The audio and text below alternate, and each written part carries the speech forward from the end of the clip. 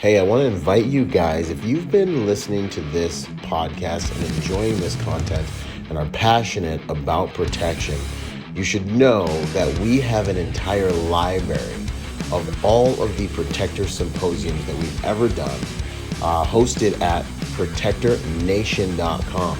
You can go there and you can download those and you can watch every protector symposium we've had to date there online, and you can learn protection tactics from some of the most elite trainers in the world from the comfort of your own home. I think you'll be surprised about how much content we actually have there. It's very, very, very reasonably priced, and you can upgrade your protection skills. Remember, protection is not all about the hard skills. 90% of it is all about the software, the programming, the way you see and move in the world to achieve a safer pattern of life. With that having been said, go to protectornation.com, join us there, and learn from the best of the best. Now, enjoy the show. Boom, hello, and welcome to the Protector Nation podcast, a podcast that is dedicated to making the world a better place, making the world a safer place by making good people dangerous. In this podcast, we're going to study and understand what it takes to protect your family, to protect your loved ones, because we all know that you have a few basic needs: food, water, and shelter, but you also have the need to protect those things in a world and society where evil runs rampant and is sometimes left unchecked. Learning how to protect yourselves and your loved ones is becoming more and more important. And so we strive to raise the level of accountability to those who would do evil on this planet by making sure that the sheep, that the flock, is more well-versed in protecting themselves and their loved ones. If that sounds interesting to you, then sit back and enjoy the show. Out. Boom! What's up, you guys? Byron Rodgers here. Another awesome podcast interview. We're going to air this probably on the Protector Nation podcast.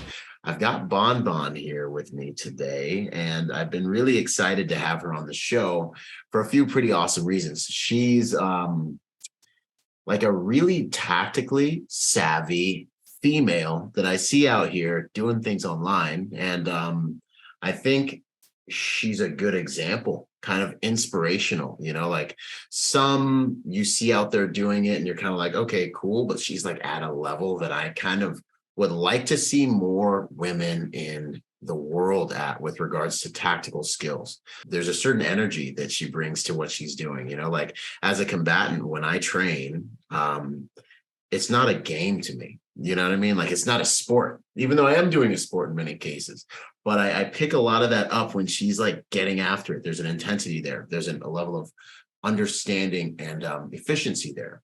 And I feel like if we can all learn these protection skills, we can make the world a better place. And Bon Bon exemplifies what I think I really respect in a female protector. So wanted to have this conversation with her and bring her out and introduce her to the tribe. So welcome. Thank you. Thanks for having me. Yeah, absolutely. 100%. We were talking about America and all that stuff, but to like kind of slightly switch lanes, what got you into this tactical space? Like, what got you excited and willing to devote the time it takes to get good at these things? Yeah, so it didn't start like that. So I went through a pretty bad divorce. Yeah. So without going too much in it, I have there's a restraining order still in place. There was a criminal protection order. So that's how it started. So I purchased my first gun, and I did like my, the standard test to kind of be able to be proficient. Yeah. Which is, but after a while, I think I just got in touch with like a few people that kind of went shooting and did classes. And I realized I owned a gun, but I never really took any actual classes to be proficient. I reached out to a friend, asked for contacts at the time I was still living in California. So I asked for some contacts for good instructors, and I reached out to one. I did my first class, and I think that's what my first class with him. So this is First Defense USA, Mark. Yeah. Yeah. And good dude, for sure. Yeah, my first class with him, and I was like, okay, I need to get into this. I need to be proficient. I need to learn. if I want to be able to defend myself, my daughter, I need to know how to be good at it. And one class is not enough. So I dedicated myself and I committed myself at the time to go. And I think I was going every 2 weeks with him. Wow. Okay. 2 weeks. And then sometimes it would be every 3 weeks. And I did that for a good, what was it, May? For a good year and a half, I think. Wow. Until I moved to Texas. And I'm here in July, a year and a half now. I've been here a year and a half. So, and the thing is, the more I trained, the more classes I took, the more, even until today, like now I go to the range twice a week on my own time. And I take classes, but the more I train, okay. Of course, the cat's like, what's up? Yeah. So the more I train, the more I realize that I feel inadequate, if that makes sense. So, and I don't know, I just took it upon myself because I see people out there carrying, concealed carry every day, but they don't take classes. Right. And, having taken BCQB, low light, I did a few other classes. I did some tech med. It's just, you realize, I mean, when you start putting all different scenarios in place and working around vehicles and, around other people, and everyone is kind of in line and you have to pay attention to everything around you. It's like, I don't know how people can carry without training, because like anything happens outside or you're at a gas station. Yeah. Like, do you know what's going on around you? Like, you could seriously injure an innocent person. Yeah. And you could just. So important. It's ridiculously important. So when people ask me, they're always like, what gun should I buy? I'm like, well, most all of them go bang these days, most of them. It's really kind of like, what training are you going to really dedicate yourself to for like at least 6 months after you buy this gun or before, No, yeah, that's why like I have a Glock 19, I have a 40X, and my money goes on training. Yeah. And so that's where I invest my money and where I invest my time. Right. You kind of get a good weapon that as a workhorse that you like, that you can depend on, and then you just start hammering through the courses. Exactly. And you said some good things in there, like the more I train, the more I realize how imperfect I am. Like I realize that there are levels, like so many levels, yeah. And you start adding on to them, and you're like, oh my gosh, it's like, this is stuff that's like the close, like even doing some force on force. Oh yeah. That's the real stuff right there. And it's I'm like, oh my gosh, this is no one trained, not many people train this, but that eyes to the real, the possibilities and the risks out there and why it's so important. Yeah, no, force on force is huge. You spend all this time at the range and then you do force on force and you end up doing nothing that you did at the range. And you're like, what have I even been doing with my life? Yeah, exactly. So that's why, to me, that's how I see it. The more I train, the more I feel like I need to train to get better. Yeah. Be well-rounded. Yeah. Is there another feeling also, though, that like, as when you leave your house and you're geared up and you have all your stuff, is there another feeling as well of competence and confidence and knowing what you're capable of that you take away from this lifestyle? Oh, yeah, absolutely. Like now, before it was just having a gun on me and people feel like they're safe. But now I feel like I can do what I can. I'm doing what I should do and what I can to be able to protect myself, my daughter, and even people around me. If you're in a situation in public, at least I know that I'm doing everything I can to not just protect myself and my daughter, but you or anyone that's around me. That so definitely it comes with more self-confidence and feeling safer. I'm trying to instill that in my daughter too, because I also took a ECQC skill builder class with my buddy, and he owns a company in Florida, Paradox Training, and I did my level 1 with him, and that also opened my eyes to, you can have a gun on you, but if you have a really big guy that could jump you from out of the blue, it doesn't matter. It's his gun. What are you going to do? So that's why I started jiu-jitsu before, I think in December or November is when I had my first class. So I'm getting into jiu-jitsu now too, to just not train with a weapon, but train my body as well. This is awesome. This is awesome. I mean, it's the full spectrum. You've already mentioned a few things: the firearms, the medical, the hand-to-hand combatives. Would you say one of the things I always talk about is like protection is such an organic piece of like being a female as well? I know men are so much like we provide, we protect, and we're designed for that. But I see like in the world, women are hunted more than men, and women are alone and vulnerable more often. And like, walking their, women and children are not with their men during the day, or they don't even have a man in their life. What would you say about that, and how this way of life kind of has impacted that? Or what would you just say about that, I guess? Yeah, that's the other reason why I decided to take this on, because after the divorce, it was just me and my daughter, and it's I like doing things alone. I go hiking alone. I used to go to Joshua Tree and kind of climb rocks on my own with nobody around, or just different, I like going places. And like I said, if it's just me going around on my own, whether it's during the day, at night, and with a little kid on the side.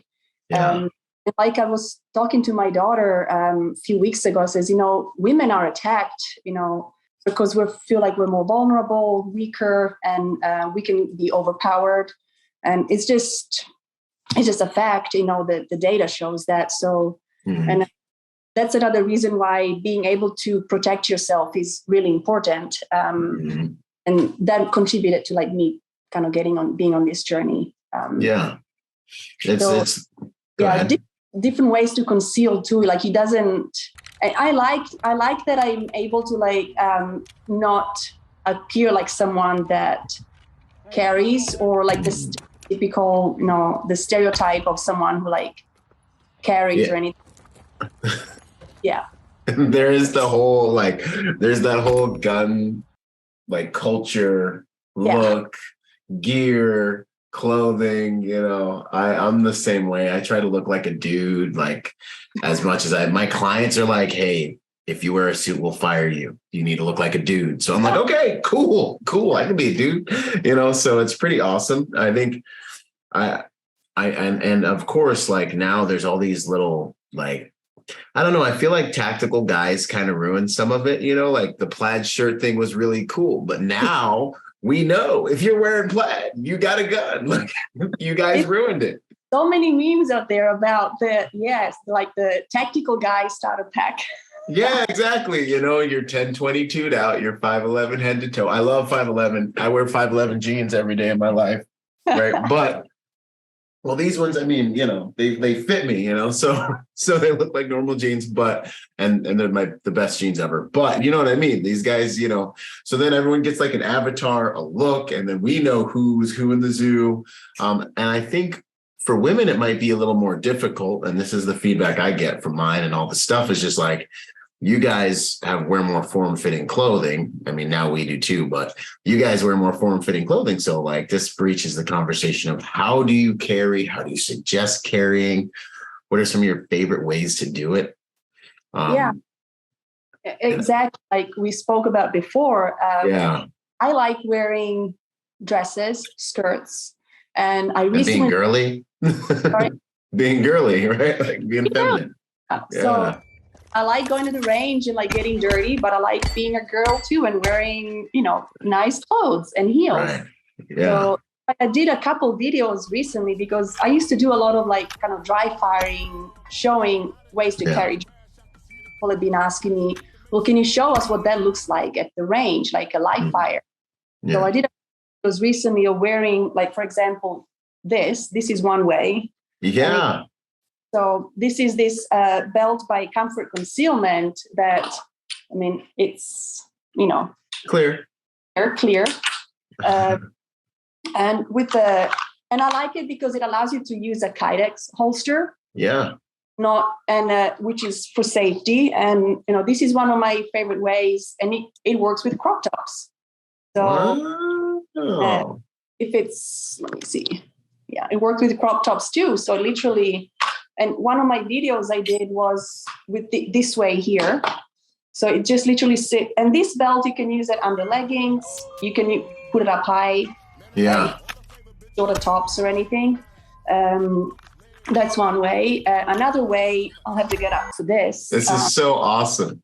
It's, I didn't see anything or any printing or anything. Well, yeah. And that's the other way that I like carrying too, is these thigh holsters too. Awesome. And this one, because it's not a Kydex, I also add a trigger guard to this. Oh, nice. So a minimalist holster, and then you can just throw it in that strap right there and throw it in the strap, and it's literally, and I did my last reel, I think, is carrying this way while I'm wearing a dress. Awesome. Go ahead. No, go ahead. So that we can still wear, like, be girly. We don't have to sacrifice the way we dress. And I think that puts off a lot of women because they're like, oh, but I can't carry in these clothes or those clothes. But, you can. Just, you have to be safe, and you have to, the most important thing, you have to practice and you have to train. Yes. And that's why I dry fire with it. And I've been going to the range just to practice it, to show that it can be done, and you can be safe and you can be proficient with it.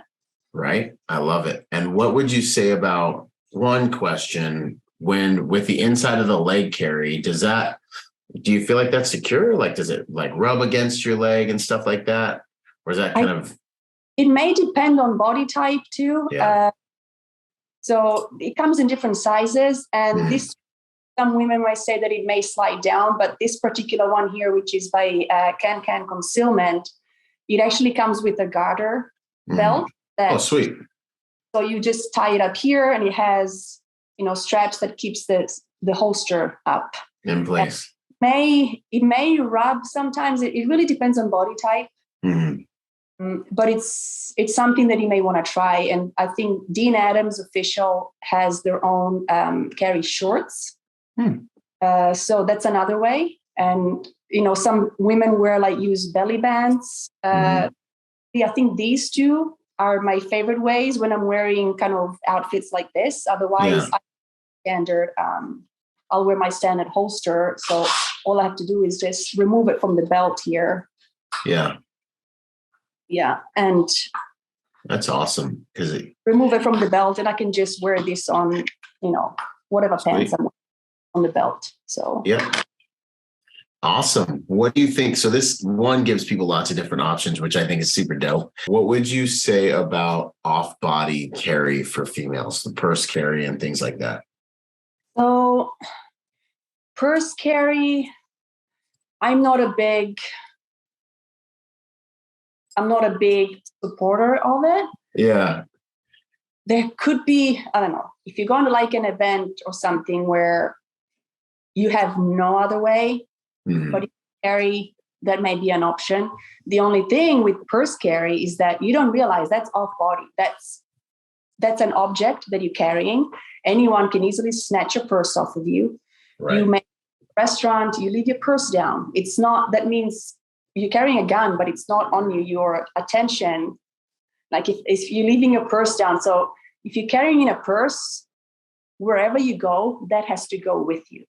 Right. You leave that purse unattended, that's negligence right there. So that's why I'm not a big proponent of it. I mean, yes, you can train, like drawing from it, being efficient. Risk comes with that being on you at all times. And it easily can be snatched, easily can be forgotten or left unattended. And it could be in the presence of children or anyone. So yeah, I'm order of it. I've done it. But when I do it, that stays attached to me. Like, yeah. It's an extension of you. It's kind of, yeah. But there are options that I've seen people wear, like the crossbody kind of little bags that are right here. And Right. I mean, those work. Those work. So you just have to, you got to look at options. Like if it has something that's kind of a crossbody that stays on you and it's kind of accessible. I've seen those. I've seen several people and friends that use them, and I actually like those. Yeah. I don't personally have one. Yeah. No, I agree with you 100%. You can set it down. Someone can walk up and pick it up. Kids can get into it. You're already probably under 200 pounds. In most cases, guys can grab you by the straps and just, it's a little bit more hazardous and opens you up to more risk. Carrying your weapon off body. That's something I've always kind of thought, and your purse is a target. Yeah. That's why I prefer to find ways to carry on me, explore different ways to carry on me versus that would be like a last resort. But it comes with, like I said, you have to know what you're doing, and you have to know the risks that come with carrying 100%. on. What would you say about these over your left shoulder on the wall over there? I see some IPSC targets. Some, I think a lot of people think, and I was telling someone this in the gym this morning, she was like, I want to get into shooting. And it was a mother-daughter couple pair. And they were like talking about it. And I was suggesting one of my buddies, Fabio, who does my own Defender course. It's a 6-month course. You go one Saturday per month, but he gives you dry firing drills all through the week on online platforms. So he's literally kind of coaching you.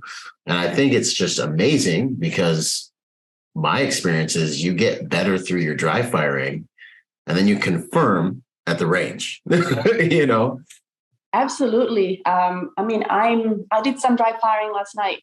Yes. And, but yeah, absolutely. Like the dry firing goes to a certain point, right? So it doesn't help you with what live fire does, but the mechanics, right? All the mechanics, everything that you need to like learn and practice that will help you at the range during live fire.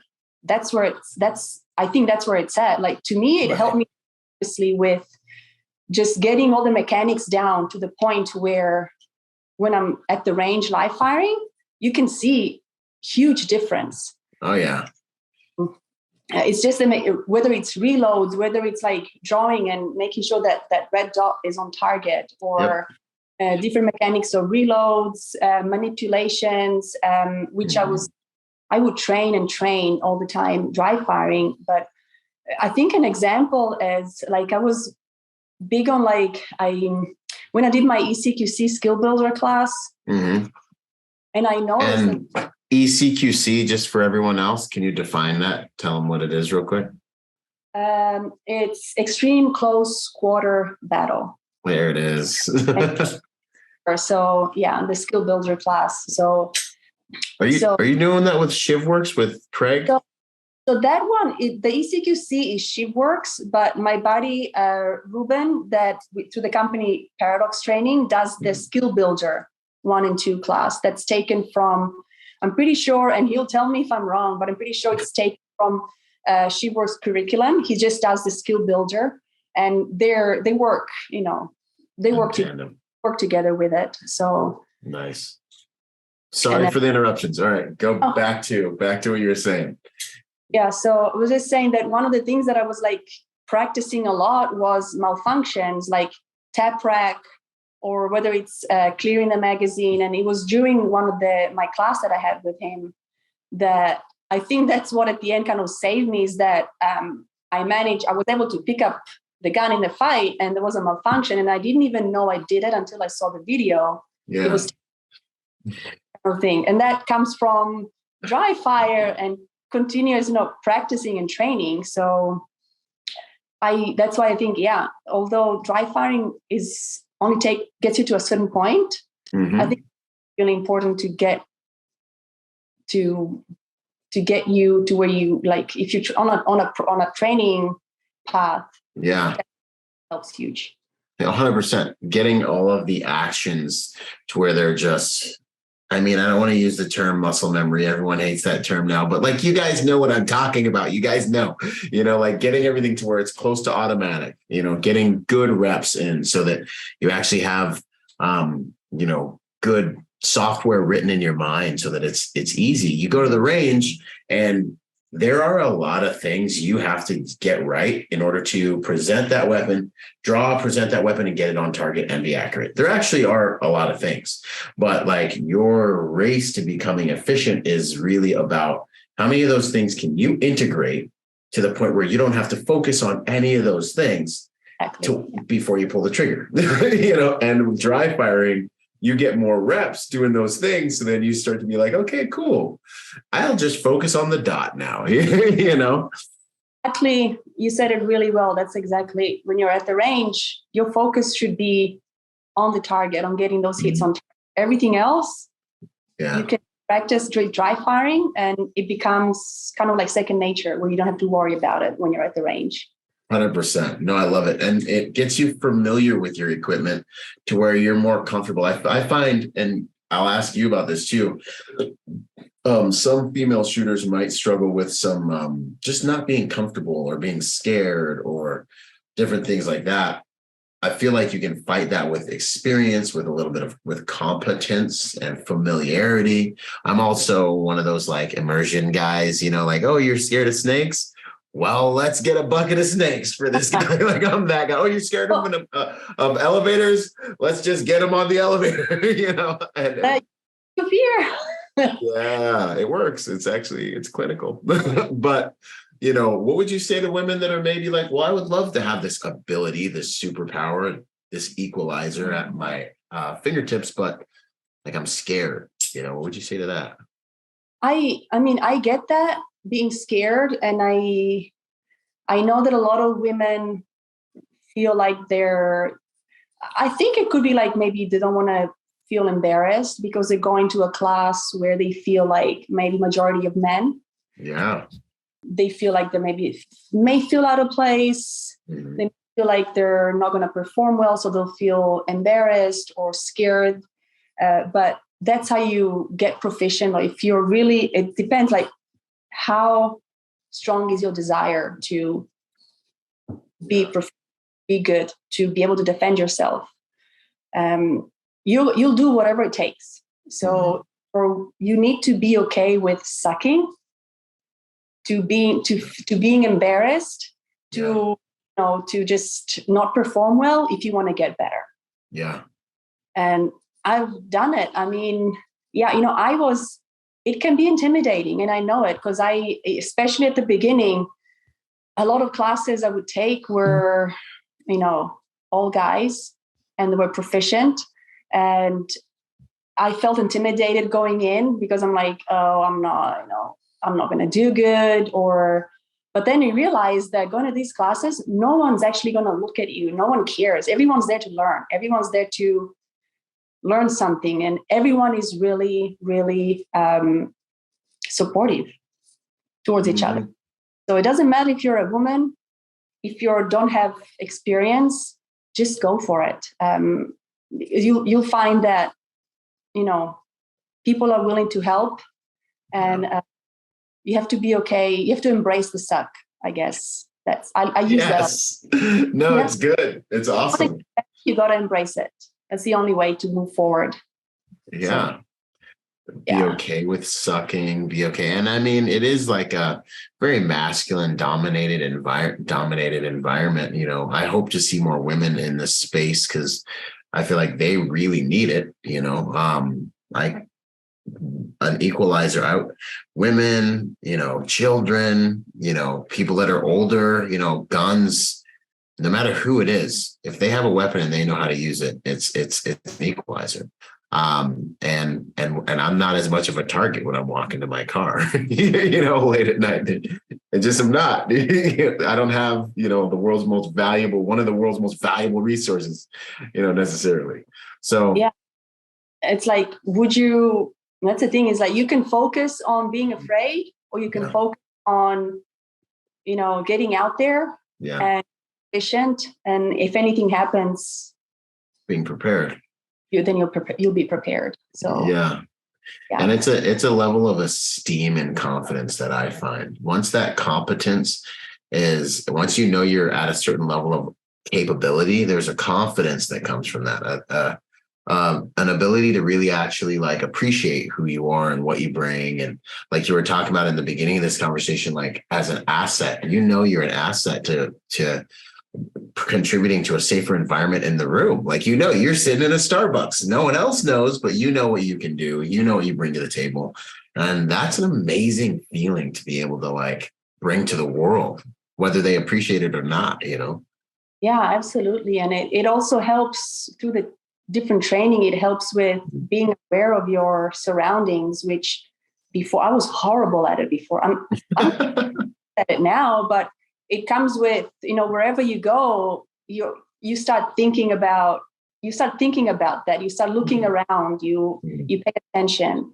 So, and I have so much to learn. I'm out there training, and I record myself because video to me is a good thing because you see where you're lacking, improve. And I look at it again and I'm like, oh my gosh, why did I do this? I'm like, I'm better than that. What the hell? It's like, all the time. So yes. Yeah. And I just have so much to learn. And that's why I'm out there. No, I love, because that's the journey. That's the journey. And it's not, but one thing I always want to talk about when I mention the journey is the destination's awesome, but like on the way there, you get more confidence. You feel better about yourself. Like the journey itself is awesome as well. You know what I mean? It is also interesting too, like you were saying with the training thing, is like now that you're doing this extreme CQB, close quarters training, like you're understanding distance and capabilities. And like you said, when a dude is in your space, you kind of know, like, I could get away. These are the weapons I could use at this distance. This is what I need to use at this distance. Like the world changes and opens up to you. It's very interesting. Yeah. I mean, I was like doing, because I did it with the guy who was like, I don't know. I mean, I'm like 105 pounds and he was probably double me. So, and I couldn't move. Yeah. And I started thinking, I'm like, man, if this is like real life, I'm dead. Mm-hmm. I have no way. I can't get my gun. He accessed my gun and that was it. Yeah. So, but yeah, it opens your mind. You realize, like, man, I got to do something about this. Yes. That's the right mentality. And that's kind of one of the other things that I always try to broach with the tactical protection reviews and the things that I drop that are like, here's a little microdose of trauma. Here's some reality. Here's some violence. And here's maybe some ways that might help you. But what I love about what you just said is now that you understand the reality, okay, so a guy who's twice my body weight gets a hold of me and it's pretty much the end of the fight. You understand your use of force continuum. Okay, I absolutely can't let him touch me. If it's going to be disparity of force, whatever my reason is going to be, I'm going to have to use my force multipliers long before he can get his hands on me. And that one bit of understanding is what can save your life. Whereas you might have assumed because, you were watching some Wonder Woman movie or something that you could fight him or do something, and then now he's got his hands on you and you're in a situation, like having a realistic reality is the drug. Reality is the thing we need more of. Reality is what we need to build our combatives off of, and I think that's awesome. So if anyone feels intimidated or scared, I mean, that dose of reality, we're going to wake them up and like, you got to do something about it. Get over your fear and just get into it and go get into it. Yeah. And understand your battle, your tactics. Know, okay, I need to understand blades, guns, because I'm not a very physically potent person. So you know how to fight your battle and defend yourself. The rules are a little bit different for me, but the person who avoids the dojo where you learn, that's the person who's most vulnerable, Yeah, absolutely. Yes. Yeah, you're just as dangerous if you fight your war the way you need to as if I fight mine. In fact, a lot of people don't see women as combatives, which makes it even more dangerous. So, but it's just the reality is where you have to build, what you can do from, which is so cool. I find you inspirational in where you've been able to get yourself to in terms of your competencies. And I hope that more people will follow you and do the same for sure. And more ladies for sure, because I think it'll make the world safer. I appreciate it. Absolutely. I'm just hoping to, I just, whatever on my Instagram is it's what I like doing. Mm-hmm. If it inspires even one person to carry, to train, hey, I'm happy. Heck yeah. I'd love to see more women out there, like you said, really train, really understand that it's how important it is. Train, be your own self-defender. That's what everyone always uses. It's true. And not just you, but, for your kids, for your family, and I to inspire my little girl, especially that she sees training, that I am doing what I can, talking to her too about jiu-jitsu, because I had her in jiu-jitsu for a while and then she got really tired of it. And then we moved to Texas, so it kind of stopped. And I'm telling her, what are you going to do if someone attacks you from the back? And I'm like, I'm just going to kick them in the private parts. And I'm like, yeah, maybe I'm going to be able to move an inch of your body to be able to do that. So, so I take her with me when I go now, hoping that she, want to hop in. She will. Yeah. You're leading by example. It's so the way, I love that. And what about, and so was it the CQC experience, the close quarter combative experience that sparked this jiu-jitsu training? Absolutely. Friends of mine that have been doing it have been telling me to start doing it way before my skill building class, but it was the reality of that class that really got me thinking that I need to start. And I still sat on it for a while. Of course. Class in July and November. So, I'm guilty of it, but definitely that class was part of the getting me into jiu-jitsu.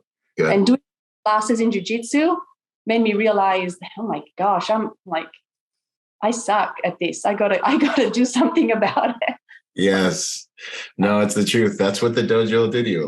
People are like, oh, you guys think you're so cool. You go to the gym, or you think you're so cool. You train. It's like, no, I know how much I suck. That's why I train so much. I just know. You don't know because you don't go out there. You think you're cool. I know. That's the thing. I don't think I'm going out there because I'm cool. I'm going out there because honestly, I feel like I suck and I need to suck less. Yeah. And it helps. It helps you suck less. That's why it's so good. And one of the huge things about jiu-jitsu, it helps you understand how to use your body. It helps you understand how to use your lower body, which is the stronger part of your body. There are huge advantages. People sometimes ask me what martial arts are good or bad, and I just say the ones you do, the ones you master something, but you do notice that there are certain combatives that you see in MMA. There are certain combatives that you see being used. One of the things I like about Krav, I'm not necessarily saying, I don't think any martial arts, the ultra martial art of, I don't want to fight. I don't want to break the internet, guys. I'm just saying there's certain things from each one of them I like Krav. I love that they're about achieving a very high level of violence very quickly. Attack the attacker. I think that's a huge principle when it comes to surviving on the streets. You don't fight, you fight, right? Jiu-jitsu is amazing. Muay Thai is amazing. I like these kind of three, probably my top three. But this is awesome. Sweet. Last few closing questions as we get downrange. California versus Texas. I just have to ask, like, how do you feel after the move? Would you do it again? I'm maybe considering it. What's up? So when I first moved here, I changed my license plate as soon as I could. That's what I heard. I was actually embarrassed driving around I love California. The state is beautiful. I love it. I miss it. Yeah. It's just, there are other things. Yeah, but I love the state. My daughter misses it too. But it was like moving here to like a smaller town, and like, someone seeing like a California license plate. I'm like, oh, great, another California trying to ruin my state and voting liberal. Yeah, 100%. My buddy moved to Alabama. He said the same thing. He's like, oh, no. I was going to send him one of my hats, and they're like flat billed in the back. And he was like, I don't know, man. He's like, it's real California looking. He's like, someone thinks you're from California down here, you might get into a fight. He's like, you got to kind of lay low, man. I was like, really? He's like, yeah, which I completely get it, which is why we're moving, which is why many of us leave anyway. So, but yeah, like I said, I love California. It's like, I got to go back in the spring for a visit. It's just, Texas is just, I love it here. Nice. A lot more, especially if you're, into shooting and protecting yourself, is just a lot more freedoms when it comes to that. Awesome. So, yeah. I love it. Freedoms when it comes to protection, 100%. I'm so jealous about the things you guys can buy and have. And even just the fact that you can go to the range and train the way, freely. Yeah. It's amazing. And I couldn't do some things in California that I can do here. Yeah, 100%. And protection is an organic function of a mother. It's something that I think if you're not seeing how this should play into your life, maybe you're not really realistically looking at your pattern of life, your role when it comes to people depending on you. You have to be able to protect. So it's awesome to hear you prioritize it so much. What is the hardest lesson you've learned on your training journey? Gosh, the hardest? Most difficult part. Oh my gosh, I don't know if I have a most difficult, just because it's been so like it's evolving. I think when I did a VCQB class, and I mean, that opened my eyes, and it was the VCQB versus, and we did force on force. Mm-hmm. So I think not difficult per se, but it's been the biggest lesson in terms of how crucial and important it is to train, because, looking at all the data they had, and I did this with centrifuge training, looking at all the data they have is that, I mean, it's mainly based on officers, okay? But, civilians like me attend classes too. And most of the time, if anything happens, it's going to happen, outside, whether it's gas stations or around cars. Mm-hmm. And I think it's been the biggest lesson, opening my eyes to the importance of training realistic situations versus just at the range, static environment. It's that dynamic environment that's been the biggest lesson, and made me realize how much I didn't know that I need to know.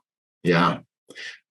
That's amazing. That's amazing. That's great. I've been thinking of it lately as there's like clean courses and like range time where you're just shooting at your targets. Maybe you're doing, but you're not doing anything dynamic. You're not doing force on force. I have an EPCQB course coming up. We're going to do 1-man, 2-man, and then we're going to do force on force. We just ran one of my teams through the shoot house and put the force on force element in there with airsoft. And we like rewrote multiple things. Like we changed multiple TTPs in one day, because it's like there's shooting at the range without force on force is just like hitting the heavy bag. It's like, okay, you think you're really good because you're just hitting the heavy bag. force on force is sparring. So like, this is where you actually learn how good you really are, you know? Yeah.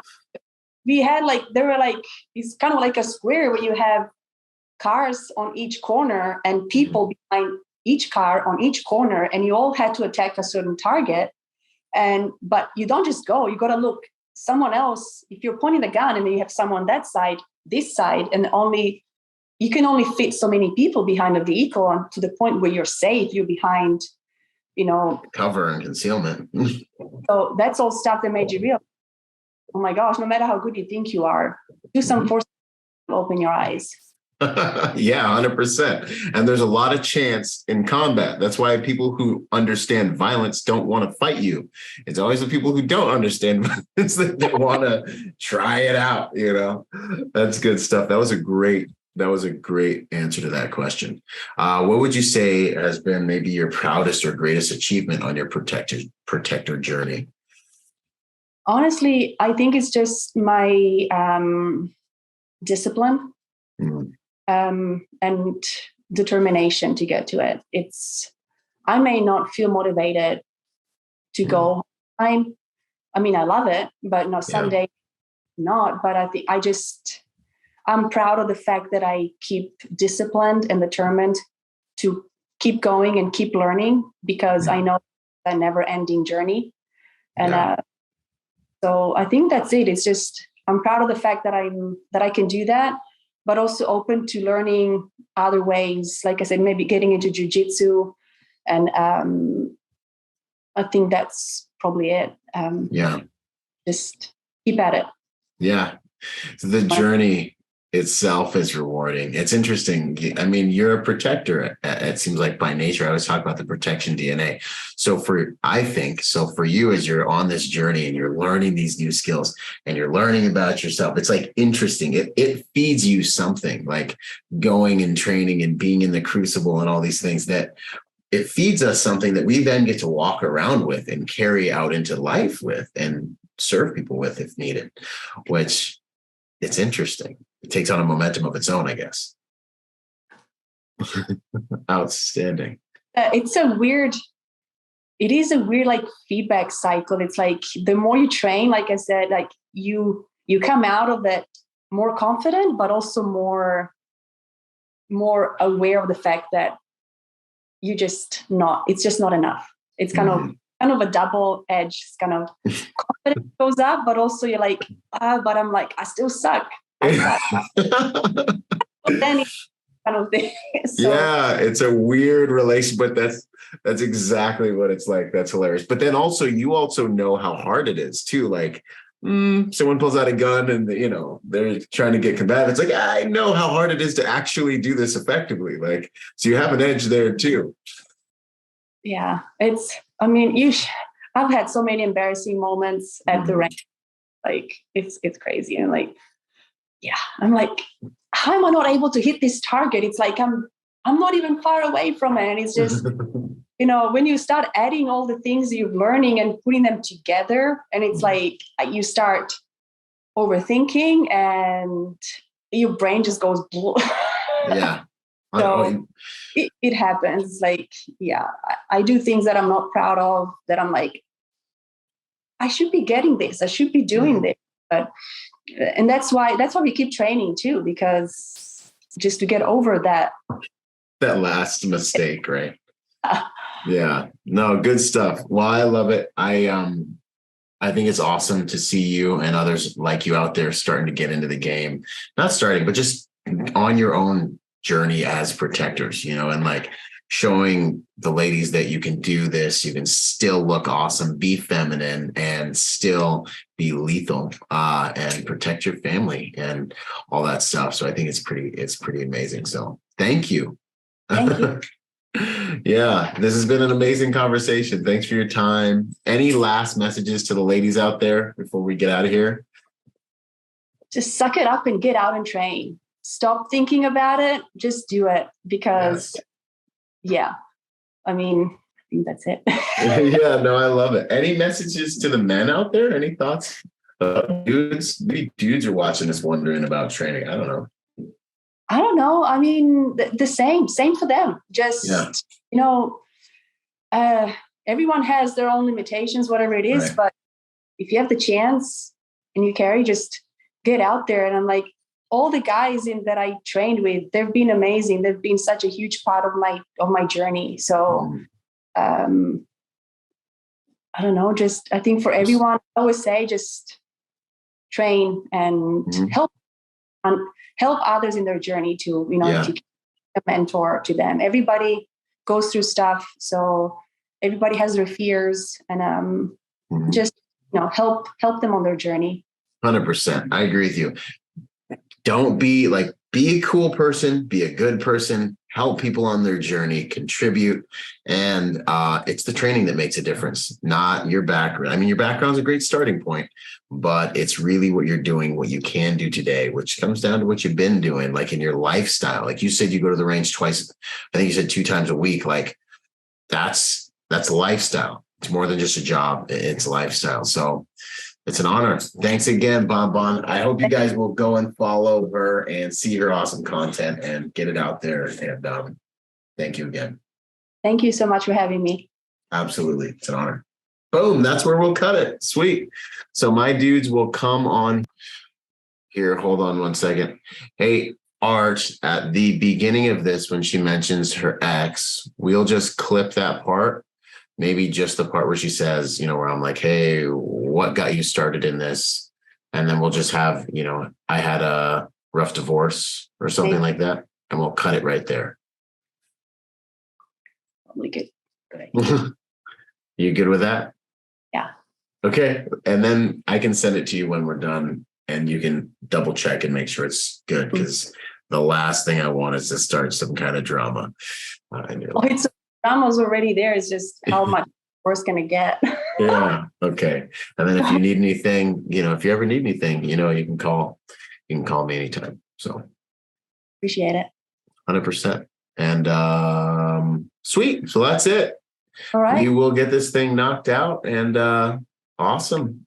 Stay on your journey, and I'm sure I'll see you out there training at some point somewhere. Yes. Or hopefully you'll come train with us. Contact driving. I don't know if you ever crash cars, but that's one of the things we do that no one else does. Sounds awesome. All right, we'll talk soon. Take care, Mama. Thank you. Bye. Later. Yo, ladies and gents, a little cheat code. The latest and greatest. Don't hate us because you ain't are not us. Anyways, check it out. My CAAMCK is a great tool to make any weapon that you have sitting in your safe into much more formidable tool, right? Multiple points of contact, throw a right-on optic on the top. You got a little light there. You got thumb rests. You can adjust them to fit your. So if you haven't seen them, check out CAAMCK. Take those pistols you have in your safe to the next level. Boom. Yo, what up? I hope you guys really enjoyed that episode. Hey, listen, in order to get more out of the brand, I want to encourage you to go join us on our social media platforms and join us at protectornation.com. We post different types of content on our different platforms at different times. You'll get blog posts, you'll get videos, you'll get real world combat engagements and things like that. So stay plugged in order to get the most out of the brand. In order to support us, also go to protectornation.com and buy something, or join forces with me on Patreon. You'll scroll down the homepage and you'll see the link. Anything you can give counts. Think about whatever you would lose in your cushions or spend on McDonald's this month, $5 a month, whatever it is. That helps us make the world a better place by making good people dangerous. Anyways, this is Byron Rodgers, protector by nature and by trade, and I'll see you on the next piece of content, whether it's a video or podcast. Out.